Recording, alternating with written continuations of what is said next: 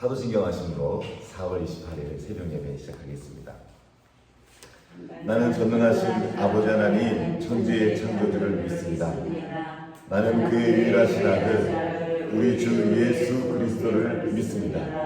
그는 성령으로 잉태되어 동정녀 마리아에게서 나시고 본디오 빌라도에게 고난을 받아 십자가에 못 박혀 죽으시고 장사된 지 3일 만에 죽은 자 가운데서 다시 살아나셨으며 하늘에 오르시어 전능하신 아버지 하나님 우편에 앉아 계시다가 거기로부터 살아있는 자와 죽은 자를 심판하러 오십니다. 나는 성령을 믿으며 거룩한 공교회와 성도의 교제와 죄를 용서받는 것과 몸의 부활과 영생을 믿습니다. 아멘. 찬송가 90장 주 예수 내가 알기 전 찬양하시겠습니다.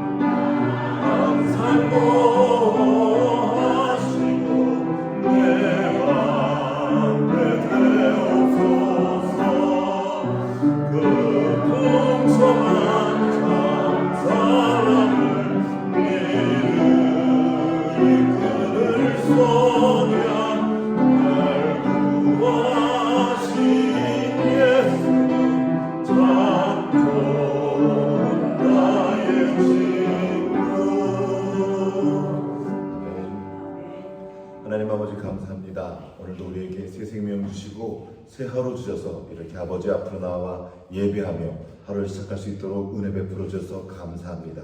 내가 주님을 알기 전에 먼저 나를 아셨고 우리가 주님을 사랑하기 전에 먼저 우리를 사랑하셔서 우리에게 은혜를 베푸시고 예수 그리스도를 보내주시며 우리로 그 생명으로 살게 하신 그 은혜 감사드리며 주님을 높여 찬양합니다. 주님께 주신 그 생명 이제 그 생명으로 살아가기 원합니다. 세상의 파도와 세상에 주는 세상의 가치가 아니라 주님께 주시는 그 주님의 생명과 그 생명 안에 담긴 놀라운 하나님 나라의 가치를 가지고 이 땅에 살아갈 수 있도록 주여 우리 모두에게 은혜를 베풀어 주시옵소서. 우리의 삶의 자리가 힘겹고 크고 작은 어려움들이 있지만 그 모든 어려움들을 주님의 생명과 주님과 함께 이겨낼 수 있도록 주여 은혜 베풀어 주시옵소서. 오늘도 말씀 앞으로 나아갑니다. 성령으로 충만케 하셔서 그 말씀 깨닫게 하시고 그 말씀의 한 절이라도 우리의 중심에 새기는 시간 될 수 있도록 주 역사하여 주시옵소서. 주님 의지하옵고 우리를 권하신 예수님 이름으로 기도합니다. 아멘.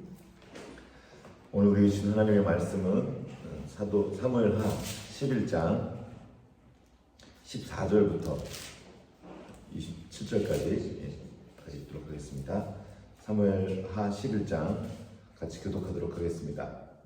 14절 아침이 되면 다윗이 편지를 써서 우리아의 손에 들려 요압에게 보내니 그 편지에서 이르기를 너희가 우리를 맹세하여 없어서 너희 묻기도 들려보다 그것을 죽게 하라 하였더라. 요압이 그 성을 살펴 용사들이 있는 것을 아는 그곳에 우리아를 두니 그 성사람이 나와서 여호와가 여호와 싸울 때에 다윗의 사람을 끌어주고 햇사람 우리아로 죽이니라. 요압이 사람을 보내 그 전쟁의 모든 일을 다윗에게 보고할세 그 전령의 일하여 전쟁의 모든 일을 네가 왕께 보고를 마친 후에 혹시 왕이 노하여 내게 말하기를 너희가 어찌하여 그 성에 그처럼 가까이 가서 싸웠느냐 그들이 성 위에서 쏠 줄을 알지 못하였느냐 여러분의 알리를 생산한 누구냐 여인하가 산에서 뱃설 위에 번짐에 그다음에 듣지 아니하였느냐 어찌하여 성에 가까이 갔느냐 그것을 네가 말하기를 왕이 보겠다 우리의 죽나이다 하라. 전령이 가서 다윗에게 이르러 요압이 그를 보낸 모든 일을 다윗에게 아뢰어 이르되 그 사람들이 우리보다 하루세하여 우리를 향하여 들러나오며 우리가 그들을 쳐서 성문까지 쳤으니 활 쏘는 자들이 성 위에서 왕의 부하들을 향하여 쏘매 왕의 부하 중 몇 사람이 죽고 왕의 종 햇사람 우리아도 죽었나이다 하니 다시 전령이 이르되 너는 요압에게 이같이 말하기를 이 일로 걱정하지 마 칼은 이 사람이 하나 저 사람이나 삼촌이라 그 성을 향하여 그 힘써 싸워 승리시켜주세요. 너는 그를 경배하라. 우리아의 아내는 그 남편 우리아가 죽었음을 듣고 그의 남편을 위하여 소리내어 우니라. 그 장면을 마친 후에 다윗이 사람을 보내 그를 왕궁으로 데려오니 그가 그의 아내가 되어 그에게 아들을 낳았다. 다윗이 행한 그 일이 여호와 보시기에 악하였다. 아멘. 지난 시간에 이어서 우리는 성경에서 어쩌면 가장 비열한 장면, 가장 참혹한 장면을 보게 됩니다. 11장 앞이 시작할 때 왕들이 출전할 때가 되어서 그러니까 지금 전쟁터로 나가야 될 때인 거죠. 그때가 되었는데 다윗은 나가지 않고 궁에 머물려 쉬고 있었을 때 자기가 있어야 될 그 자리에 있지 않을 때 이런 유혹에 빠지게 되죠. 그리고 저녁 때 하루 종일 자고 저녁에서 일어나서 거닐다가 밧세바를 보게 되었고 데려다가 동침하는 참으로 다윗이라고는 볼 수 없는 믿기 힘든 일을 11장 앞부분에서 했습니다.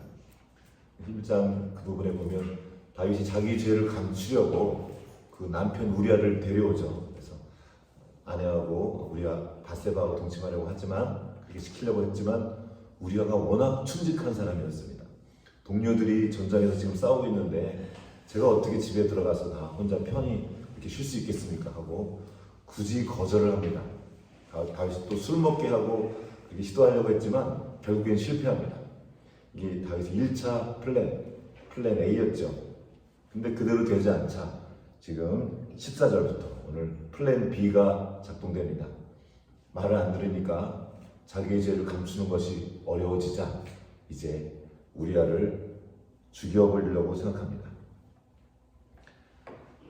너무나 충직한 신하였습니다. 어떻게 이렇게 충직한 신하가 있을 수 있을까 싶을 정도로 사람이 힘들면 쉬고 싶고 좀 편하게 쉬고 싶고 잠시라도 잠깐 머물고 싶은 것이 그게 인지상정일 텐데 이 우리아는 그렇게 하지 않았습니다. 동료들과 자기의 주인을 향한 충성된 마음으로 끝까지 자기의 신의를 지켰습니다. 그런 우리아를 지금 다윗이 죽이려는 음모를 짠 것입니다. 그것도 자기 손으로 죽이지 않고 적의 손을 빌어서 죽이는 아주 비열한 방법을 씁니다. 그리고 우리아의 손에 편지를 들려보내죠.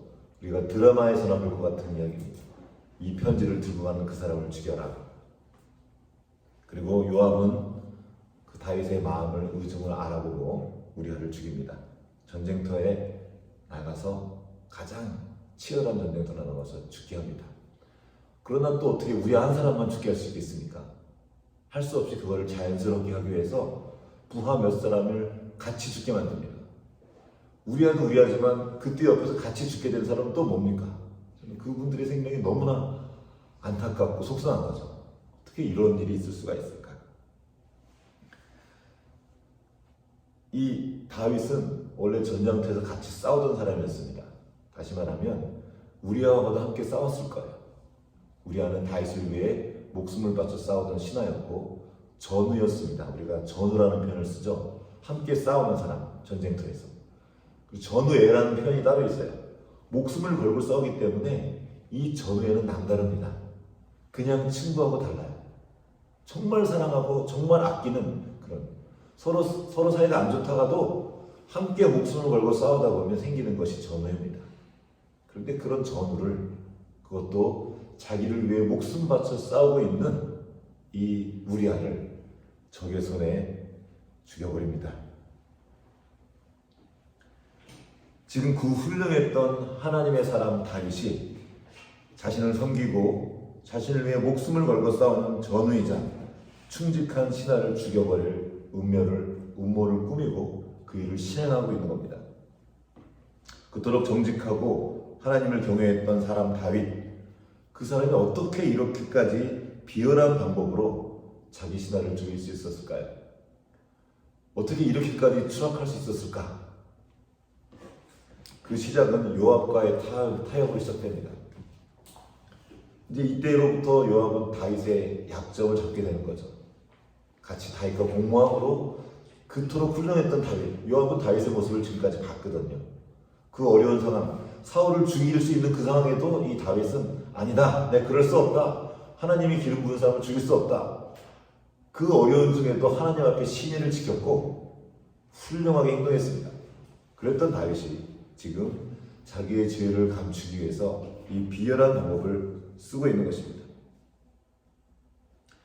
요압에게 중요했던 것은 하나님의 나라가 아니고 그 나라의 2인자가 되는 것이었던 거죠. 야망이 있었던 것입니다. 오늘은 요압에 대해서는 길게 나눌 만한 시간이 없어서 여러분 살짝 넘어가겠습니다. 어쨌든 요압은 군말 없이 아주 조용히 다윗의 뜻을 따릅니다. 그리고 자연스럽게 그 다윗의 작전, 그 음모를 실행하기 위해서 명문도 모르는 상관도 없는 몇 사람도 같이 죽게 만듭니다. 그리고는 그 결과로 우리아도 함께 죽게 되죠. 그리고 요압은 전령을 보내는 전령도 눈치채지 못하게 우리아가 죽은 소식을 전하게 합니다. 그러면서 말을 덧붙이죠. 왜 이렇게 너 성문에 가까이 가서 싸웠어? 만약에 다윗이 묻거든 우리아도 죽었다고 말해라. 이렇게 전합니다. 그때 다윗이 한 말이 정말 기가 막힙니다. 자기의 이렇게 충직한 신하가 죽었다는 소리를 들었으면 원래는 어떻게 했습니까? 이제는 다윗이라면 애가를 지어 불렀겠죠. 슬퍼하면서 아이고 나의 사랑하는 신하가 죽었겠구나 하고 진심으로 슬퍼했겠죠. 여긴 지금 그런 장면이 나오지가 않습니다. 25절 한번 같이 읽어보겠습니다. 24절 마지막 이렇게 말합니다. 햇사람 우리아도 죽었나이다 하니 25절 함께 시작. 다윗이 전령에게 이르되 너는 요압에게 이같이 말하기를 이 일로 걱정하지 마라. 칼은 이 사람이나 저 사람이나 삼키느니라. 그 성을 향하여 더욱 힘써 싸워 함락시키라 하여 너는 그를 담대하게 하라 하니라. 참 걱정 마라. 칼은 이 사람이나 저 사람이나 죽는다. 전장에서는 누구나 죽을 수 있으니 걱정하지 마라. 그러면서 힘써 싸워 그를 함락시켜라. 담대하라. 이렇게 용기를 주는 말을 합니다. 가서 전하라고.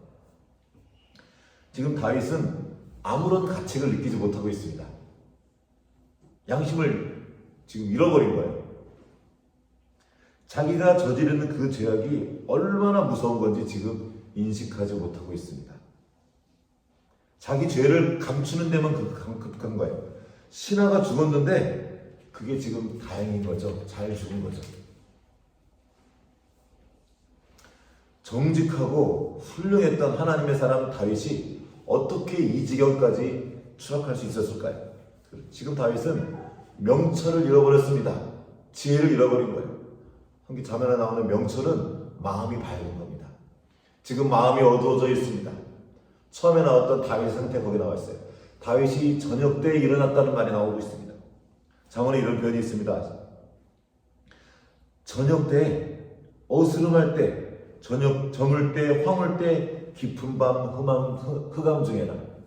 잠언 7장에 나오는 말입니다. 어리석은 청년이 음녀를 따라갈 때 그때의 상황입니다. 다윗이 지금 빛을 잃어버렸습니다. 마음이 어두워졌어요. 그래서 죄를 짓고도 죄가 보이지 않습니다. 깜깜한 거죠. 아무리 고된 훈련을 받고 다 훈련을 통과했어도, 아무리 깊이 하나님과 동행했던 사람이라도 지금 그 말씀에 빛 앞에 거하지 않으면 위험합니다. 다윗이 어떻게 그렇게 그 어려운 중에도 어려움을 이겨내고 어려움을 통과할 수 있었습니까? 다윗의 능력 때문이 아니었습니다. 그와 함께 있던 말씀의 능력, 말씀이 그를 붙잡아줬기 때문에 다윗이 그 일들을 통과할 수 있었던 것입니다. 다윗의 능력과 다윗의 지혜가 아니었습니다. 그런데 지금 그 다윗이 하나님의 말씀을 떠나자, 그 말씀의 빛 바깥으로 나아가자 능력과 총명과 명철이 다 사라진 겁니다. 과거의 명성이 그를 보호하지 못합니다. 우리가 과거에 받는 훈련이 오늘의 나를 보호하지 못합니다. 지금 현재 그 말씀의 빛 앞에 있지 않으면 끝입니다. 장사가 없습니다. 성인이고 뭐고 상관없어요. 목사님, 위대한 일을 하시면 다 우리는 말년에 넘어지는 분들을 많이 보고 있습니다. 뭐가 부족한 거죠? 우리의 능력이 아니라는 것입니다. 우리를 붙들고 있는 말씀이 우리를 인도하고 말씀이 우리를 보호하는 것이죠. 말씀이 우리의 지혜이고 우리의 명철인 것입니다. 그 말씀을 떠나면 그 모든 능력을 잃어버리는 겁니다. 그렇게 훌륭한 다윗도 어느 날 완전히 무너질 수 있습니다. 다윗이 그랬다면 우리 모두 그럴 수 있습니다. 이 사무엘상 11장을 읽다 보면 막 분통이 터지고 막 이런 소리, 막 어떻게 이렇게 악할 수가 있을까? 세상에 이런 나쁜 놈이 어떻게 있을 수가 있을까? 이런 마음이 막 생깁니다. 그러나 그럴 수 있습니다. 우리도 그럴 수 있다는 거예요. 성경이 계속 말하는 바가 뭡니까? 다윗이 그랬다면 너희는 더 할 수 있다는 겁니다.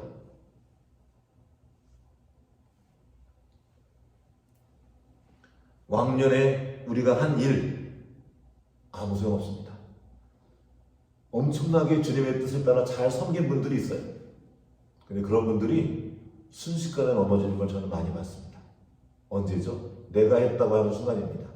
하나님의 은혜로, 하나님의 도움으로 힘을 얻어서, 지혜를 얻어서 그 어려운 일을 잘 통과했어요. 은혜입니다. 다윗도 그 은혜로 그 모든 시간을 통과해 왔습니다. 그런데 지금 그 은혜 바깥으로 나아간 겁니다. 중요한 것은 지금 나의 상태입니다. 지금 나는 하나님 앞에 있는가? 지금 나는 하나님의 말씀의 등불을 밝히고 있는가? 아니면 슬그머니 어둠 속으로 들어가서 있지 않은가? 어둠 속으로 들어간 이유가 뭡니까? 속이려고 그러는 거죠. 애들도 엄마가 하지 말라는 거 하라 그러면 입을 뒤집어 쓰고 몰래 가서 그 어둠 속에 들어가서 합니다. 지금 다윗이 그 일을 하고 있었던 것입니다. 잠언 14장 8절입니다. 슬기로운 자의 지혜는 자기의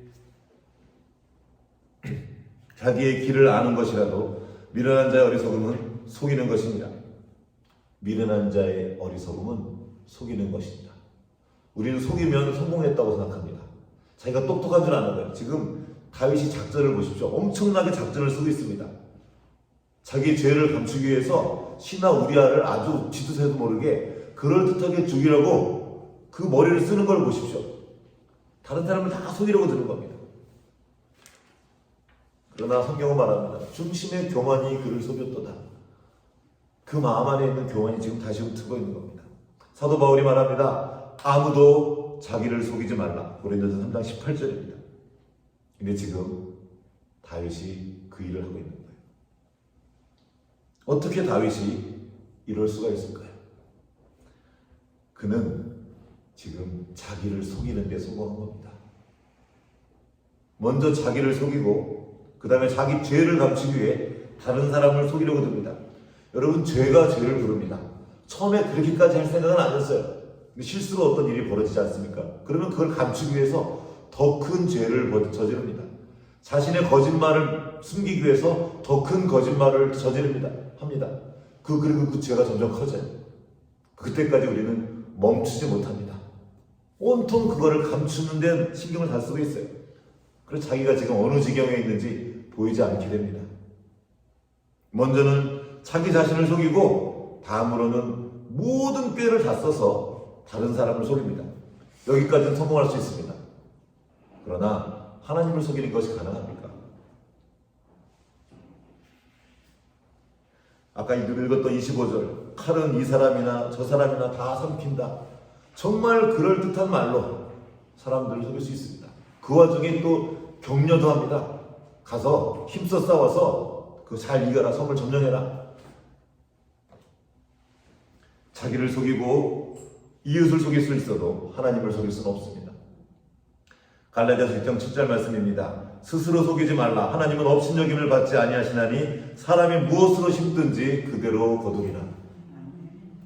하나님을 업신여기지 마십시오. 큰일 납니다. 하나님을 떠나 범죄한 인류가 한 일이 뭡니까? 속이는 겁니다. 그 인류를 대표하는 이름 야곱이 있죠. 이름이 속이는 자예요. 속이는 자. 이 속이는 것이 무엇입니까? 마귀입니다. 예수님이 말씀하셨죠. 이 거짓의 아비 마귀. 너희 아비 마귀다. 마귀는 거짓의 아비입니다. 지금 놀랍게도 이 다윗은 마귀를 따라 행하고 있는 거예요. 그 훌륭했던 하나님의 사람이 마귀의 종노릇을 하고 있는 겁니다. 그리고 우리는 기억하라는 거예요. 성경이 말씀하십니다. 다윗이 그랬냐? 진짜 황당하지? 비열하지? 너희도 그럴 수 있어. 네가 나를 떠나는 그 순간, 말씀의 등불을 끄는 순간 너도 얼마든지 그럴 수 있어 하고 말씀해 주시는 겁니다. 무엇입니까? 하나님을 떠난 인간의 마음이 그렇게 거짓된 것입니다. 예레미야가 말하죠. 예레미야는 정말 그 인간을 깊이 통찰했어요. 어떻게 이렇게까지 거짓될 수 있을까? 어떻게 이렇게 썩었는가? 예레미야가 말하는 거예요. 만물보다 거짓되고 심히 부패한 것은 사람의 마음이라. 누가 능히 이를 알려하는 얼마나 거짓됐는지 모른다는 겁니다. 우리는 몰라요. 우리 마음이 얼마나 타락했는지. 다윗을 보고 어떻게 그럴 수 있는가 이렇게 말하죠. 그럴 필요가 없습니다. 우리도 그 상황이 되면 그럴 수 있는 거예요. 그것이 인간입니다. 거짓되고 썩고 부패한 마음, 그 마음을 믿으면 그렇게 되는 겁니다. 미련한 일이라는 거죠. 잠언이 말합니다. 자기의 마음을 믿는 자는 미련한 자요, 지혜롭게 행하는 자는 구원을 얻을 자니라. 우리는 자기 마음을 믿어요. 믿지 마십시오. 우리의 마음은 믿음의 대상이 아닙니다. 우리도 알잖아요. 수도 없이 바뀝니다. 왔다 갔다 해요. 지금은 되게 정직한 것처럼 보이지만 어느 순간 되면 그 마음을 살짝 바뀝니다. 그것이 우리의 마음이에요. 그러면 어떻게 되죠? 그 마음을 믿으면 어느 날 그 마음에 속습니다. 자기 느낌에, 자기 기분에 속아요. 사실은 자기가 자기를 속이는 거죠. 지혜롭게 행하는 자는 어떻게 하는 사람입니까? 마음을 믿지 않습니다. 지혜롭게 행하는 사람은 말씀을 믿습니다. 말씀을 따라 행하는 거예요. 내가 이렇게 느껴지는 어떤 느낌이 있을지라도 말씀이 다르게 말하면 그 말씀의 등불을 켜는 겁니다. 아, 내가 왜 이렇게 느낄까? 이 마음에 있는 것이 무엇일까? 이것이 거짓일 수도 있지만 두려움일 수도 있고요. 절망일 수도 있습니다. 희망을 잃어버린 거죠. 절망하고 있는 그 내 마음에 힘을 실어주지 않는 거예요. 그 마음을 믿지 않고 주님의 말씀을 믿는 겁니다. 내 눈으로 본 것도 심지어 믿지 않습니다. 이스라엘 백성들이 가나안 땅을 정탐했을 때 그들은 자기 눈을 보고, 자기 눈으로 이스라엘 사람들을 보고, 가나안 사람들을 보고 절망했습니다. 아, 이제 우리 끝났다. 그러나 여호수아와 갈렙은 그걸 믿지 않았어요. 하나님의 말씀을 믿었습니다. 마음은 말씀을 담을 때만 힘이 있습니다. 말씀을 그 중심에 두고 그 말씀의 빛이 비쳐야 그 마음이 마음의 역할을 할 수 있습니다. 하나님의 말씀을 듣고 그 말씀을 따라 행하는 그 자리를 떠나면 다윗이라도 이렇게 된다. 이것이 성경이 우리에게 보여주는 것입니다. 그래서 주님께서 말씀하십니다. 자기를 부인하고 자기 십자가를 지고 나를 따를지어다. 자기를 부인하는 게 그거예요. 자기 마음을 믿지 않는 것입니다. 왔다 갔다 하는 그 마음, 변덕스러운 그 마음. 너무 좋을 때도 그것들을 절제할 줄 알고, 너무 절망스러울 때도 그것을 힘을 실어주지 않는 것입니다. 사도 바울이 우리에게 전해주는 그의 신앙 고백입니다. 나는 죄인 중에 괴수다. 그리고 이렇게 말합니다. 나는 날마다 죽노라. 우리가 날마다 죽기를 멈추는 그날 넘어지는 거예요. 난 죽었다. 그리고 예수로 사는 거죠. 우리는 어려울 때는 알아서 하나님 앞으로 나아갑니다. 그렇죠. 어려우니까 도와달라고. 그리고 그 말씀을 붙잡습니다. 우리는 살려고 말씀을 붙잡았는데 그 말씀이 우리에게 빛을 비추고 능력을 주시고 지혜를 주실 뿐만 아니라 우리를 죄로부터 지켜줍니다. 그 빛이 비치고 있으니까. 이전에 다윗이 범죄하지 않았던 이유가 바로 그것입니다. 너무 힘들어서 말씀을 붙잡았어요. 근데 그 말씀이 빛을 비추고 그를 죄로부터, 모든 죄로부터 보호해줬습니다. 그러나 지금 안일해져서 하나님의 말씀 앞에 있지 않습니다. 하나님을 찾지 않아요. 그리고 넉넉하게 이렇게 널브러져 있는 거죠. 어려움은 줄어들었습니다. 그러나 말씀이 사라지자 죄에 그대로 노출된 겁니다. 우리가 살 길은 한 가지입니다. 말씀에 빛 앞에 거하는 거예요. 때로 우리에게 찾아온 어려움은 어쩌면 말씀으로 향하게 하는 하나님의 은혜일 수 있습니다. 말씀으로부터 멀어지면 죄에 가까워지기 때문입니다. 장사가 없습니다. 매 순간 하나님의 말씀 앞에 거하며 날마다 죽고 날마다 자기를 부인하고 자기 십자가를 지고 말씀을 따르는 겁니다. 그러면 그때 주님의 빛이 그의 마음에 임하고 그의 삶을 비추고 그를 통하여서 세상을 비추는 것입니다. 같이 기도하시겠습니다. 하나님 아버지, 다윗을 통하여서 우리에게 말씀하시는 주님의 음성을 듣기 원합니다. 다윗같이 훌륭했던 하나님의 사람도 그렇게 무너졌다면 우리는 더더욱 그럴 것입니다. 주님의 말씀 없이 우리는 정말 아무것도 아닙니다. 주님의 말씀 없이 우리는 죄를 지을 수밖에 없는 그러한 비참한 존재입니다. 오호라, 누가 나를 이 사망의 몸에서 건져내랴 고백했던 사도 바울의 고백이 우리의 고백이 될 수밖에 없습니다. 주여, 우리를 불쌍히 여겨 주시옵소서. 우리에게 그 말씀의 빛을 비추어 주시옵시고 오늘도 매 순간 말씀과 동행하며 말씀의 등불을 들고 살아가도록 주여 인도하여 주시옵소서. 감사드리옵고 우리를 권하신 예수님 이름으로 기도합니다. 아멘. 하늘에 계신 우리 아버지 이름을 거룩하게 아버지의 뜻이 하늘에서 같이 땅에서도 이루어지게 하소서. 오늘 우리에게 요한의 음식을 주시고 우리가 우리에게 잘못한 사람을 용서하여 준 것 같이 우리 죄를 용서하여 주시고 우리를 시험에 빠지지 않게 하시고 악에서 구하소서. 나라와 권능과 영광이 영원히 아버지의 것입니다. 아멘.